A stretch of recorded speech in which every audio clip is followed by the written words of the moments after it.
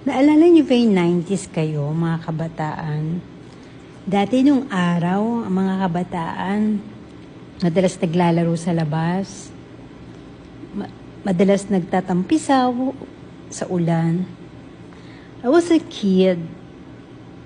I playing outside.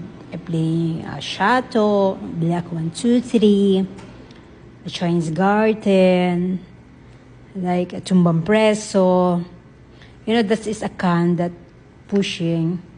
Yeah, you know this one. Okay? Short story only. Okay. And that's paper cigarette, like that. And then, the tansan, yeah. And the gumamela, for make it a bubbles. This is for the bubbles, for the gumamela, you know. Make it like that, okay? Masaya yung mga batang 90s. Yes.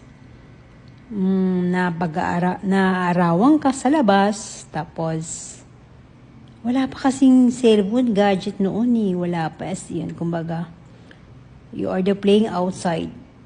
That's it. Uminom ka maraming tubig, may pamalo si nanay, si tatay. Parang gano'n, di ba, dati? Pag na-late ka ng uwi, tapos they have to make pamalo, you know, stick or any kind of that they hit with you. But anyway, that's just for discipline, okay? Tapos, kailangan matulog ka ng hapon. Ganun yon. Tulog ka ng hapon, kailangan para pag may power ka, may lakas ka.